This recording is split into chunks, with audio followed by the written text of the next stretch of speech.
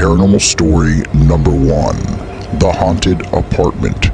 Hi, I used to live in a townhouse in Rosenberg, Texas, in the mid-1990s. We had an older man named Johnny who was the maintenance man, and he had a friend named Ted that would help him do the maintenance work for the townhouses. So when people would move out, Johnny and Ted would have to clean up the apartment, fix it up, and get it ready for the new occupants. Johnny would tell me that people would leave the most outrageous things behind. He claims that most people never even cleaned up the place when they left, leaving most of their valuables behind. Well, one day, Johnny the maintenance man told me that something horrible happened to him the night before. He had spent the night in one of the apartments that he was cleaning out, and he claims that he was alone in the apartment around 1 o'clock in the morning, and instead of driving back home, he decided to spend the night since there was so much work to be done. Ted, his friend that usually helps him, didn't come that night to help Johnny, so Johnny was all alone and the electricity was off. But Johnny the maintenance man had his flashlight, and he said that he had some candles with him, and he had made a small sleeping area on the carpet floor and laid down to sleep to try to get some rest before he had to wake up in a few hours to start work again. He claims in the middle of the night he was awoken by someone calling his name in the room. No one was in the room at the time. He thought it was his imagination and went back to sleep. But then he woke up again about an hour later, feeling sharp pain coming from beneath his feet. He moved the blanket from his feet, and he saw that he had red marks under his feet, as if someone was scratching his feet. He said it was really painful, and he got up and walked around the room to brush it off. He then heard a noise coming from the closet. That's when he opened the closet door, and to his surprise, there was a Ouija board on the top shelf. Whoever lived there cleaned out the whole apartment, but left the Ouija board behind. He got chills all over his body when he saw it, and quickly threw the board in the trash outside the apartment. He went back to sleep, and then was awoken a third time, feeling pain coming from his feet again, as if someone was punching the bottom of his heels. He jumped up and quickly opened the closet door to see if the board was still there, and to his surprise, even after throwing the Ouija board away, the board was in the same original spot it was in, on the closet top shelf. He got his keys as fast as he could, claiming that it felt as if he was being watched. The whole time his flashlight wasn't working anymore for some reason, and he couldn't find his candles. He had to find his way in the dark out of the apartment. And he claims while he was going down the stairs in the dark, he heard something right behind him following him down the stairs. While he was driving away, he said he saw a cloaked black figure looking out the bedroom window that he was sleeping in. He said he never went back to that apartment, and he's always stayed away from Ouija boards. Paranormal Story number 2, The Tallman Bunk Beds. In Wisconsin, in early February of 1987, Alan and Debbie Tallman purchased bunk beds at a second-hand shop. They stored them in their basement, but 3 months later, in May of 1987, they moved the bunk beds upstairs to their kids' bedroom. This marked 9 months of paranormal experiences for the family that has ever been recorded. Strange occurrences began to happen nightly. The first night the bunk beds were upstairs, their oldest son went into his parents' room, claiming that his radio clock was playing music by itself and turning through different stations on its own. Alan, the father, got upset, thinking that his oldest son was being immature and just playing around, and took the radio away from him and warned him to behave. Another night, as their kids were asleep, they were awoken by something or someone crawling on the ground, portraying a dog and growling at them. Even though it was dark in the room, they could still see the outline of a dark shadow crawling in and out from underneath their bunk beds. Also, their daughter would explain that there was a fire in her room. When Alan and Debbie went to investigate, they found nothing. About a week later, one quiet night, Alan and Debbie heard their daughter screaming. When they came to see what was wrong, she claimed there was a witch with red eyes behind her bedroom door.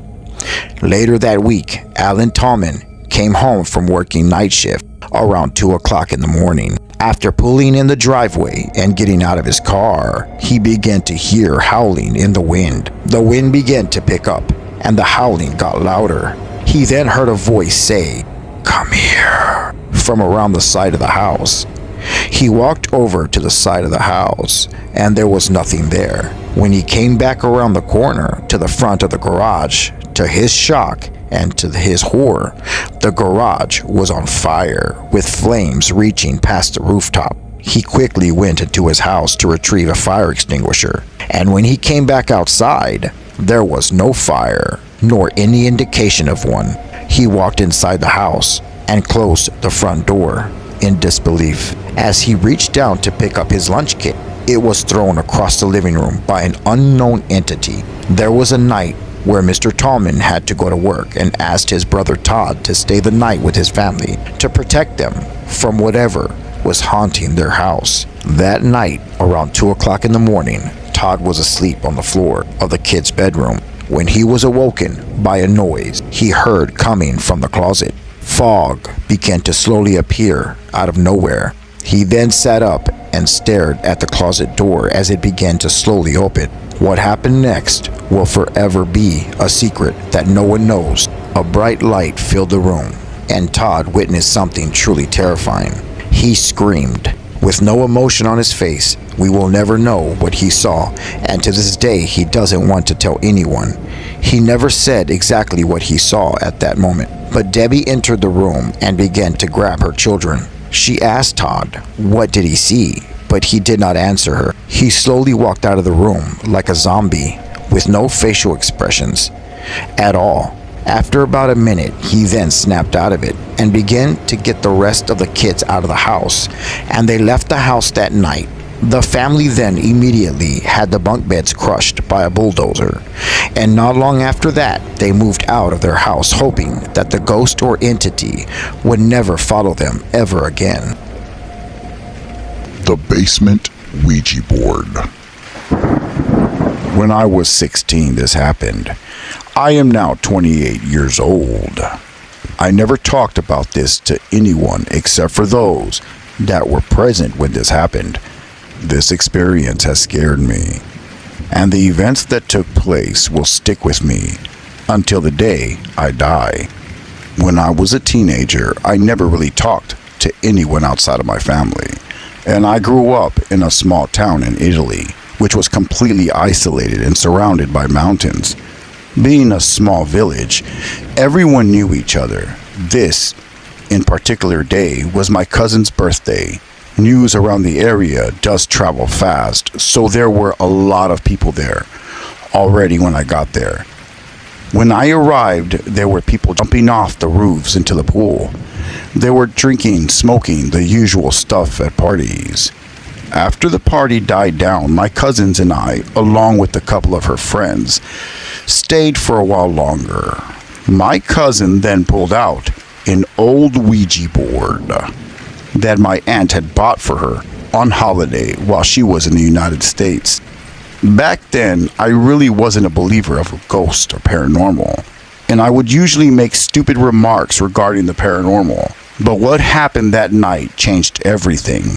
At that moment, I didn't believe that some board could contact anything from the afterlife.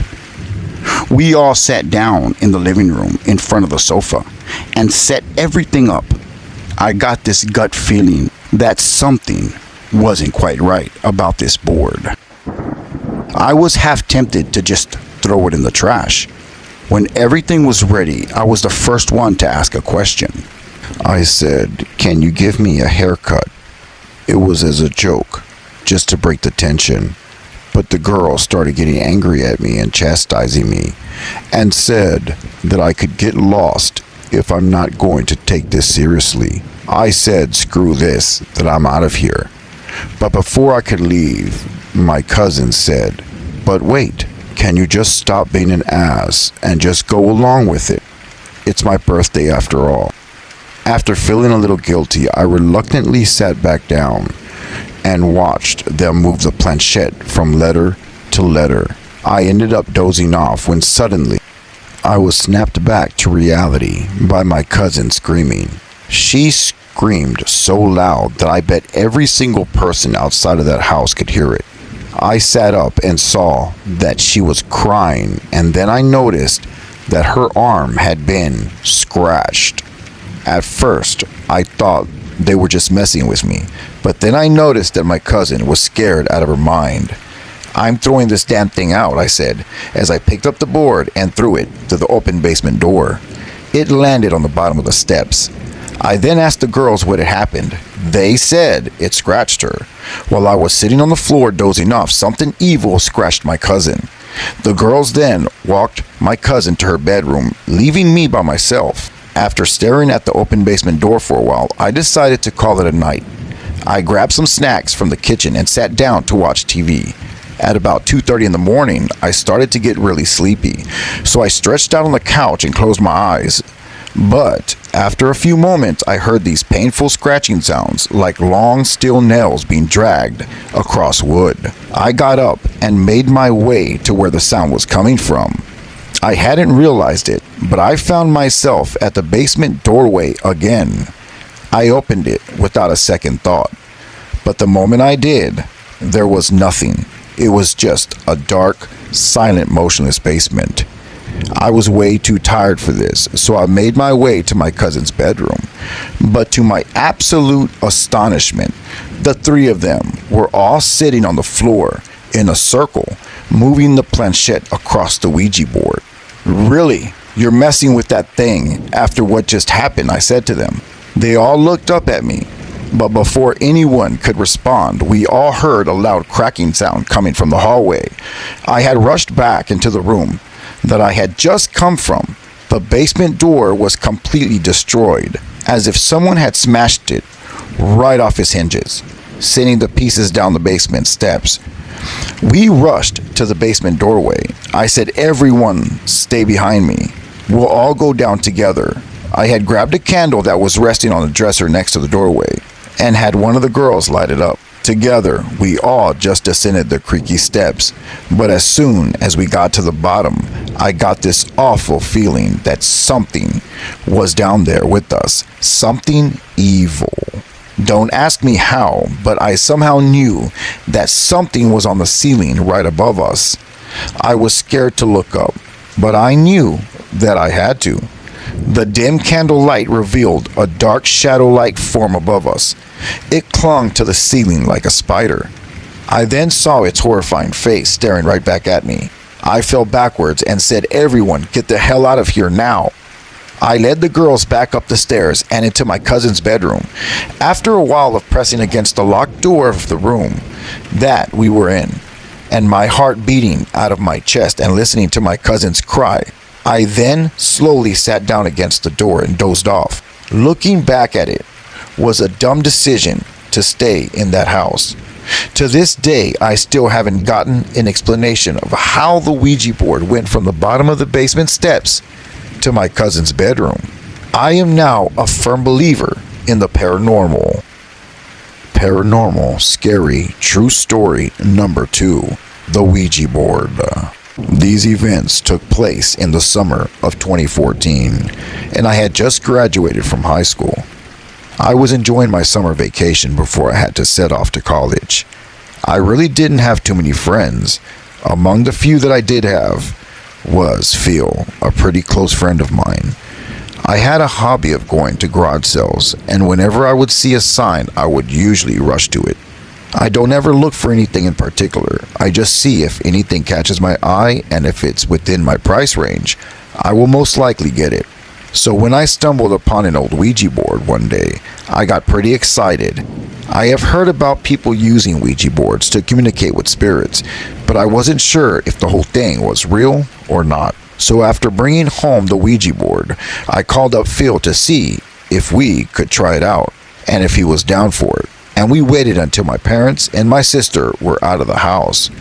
My family went out to eat that night, and I told them that I really didn't feel like going out and wanted to get some rest. So around 8 o'clock, they left, and about 30 minutes later, Phil was at my door. We wasted no time in setting everything up. Now at this point, both me and Phil had no idea.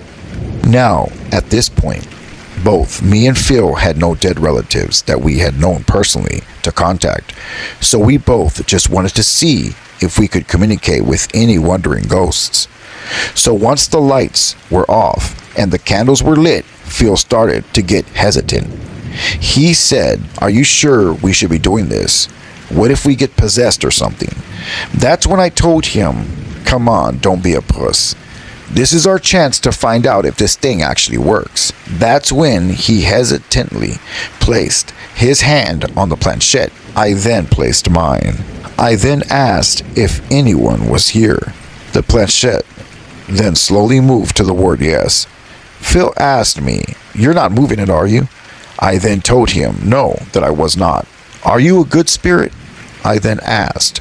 The planchette then slowly moved to the word no. I then looked at Phil's face, and he looked as if he was getting a panic attack. "I told you this was a bad idea," Phil said.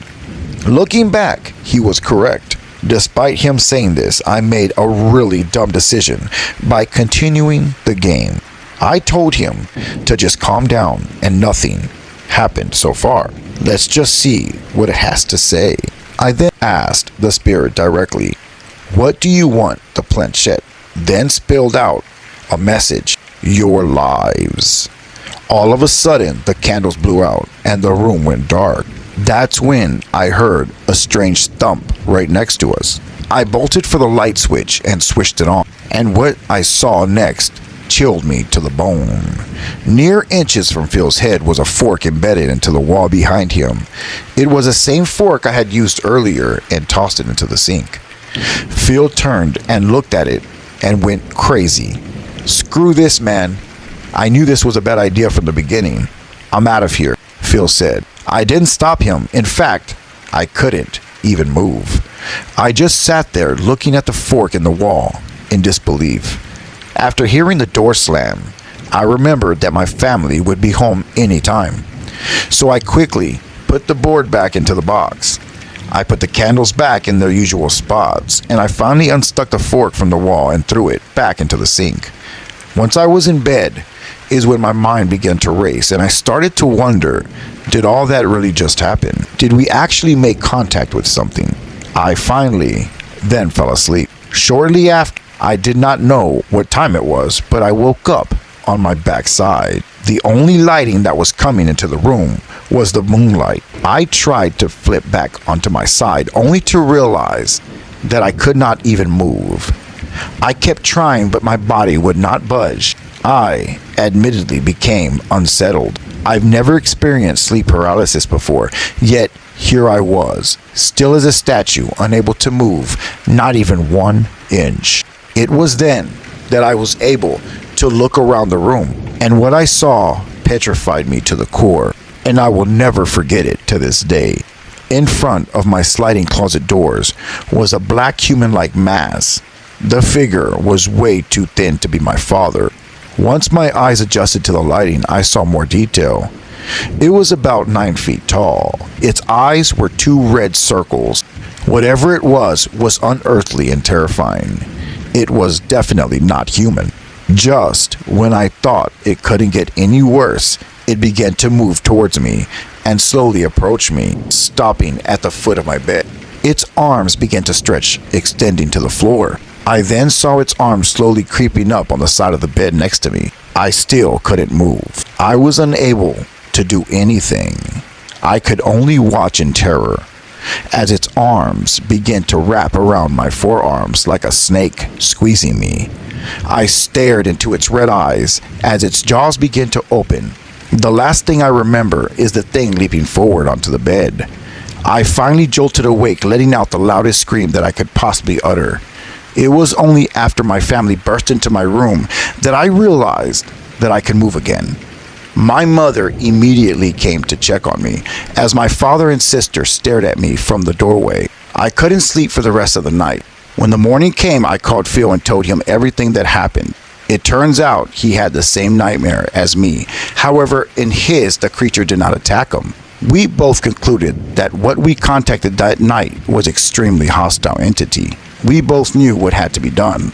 He came back later that afternoon, and we threw the board into the fire pit and burned it until there was nothing left. Ever since then, neither of us has had another encounter. So my message to all those that are listening is, do not mess with Ouija boards.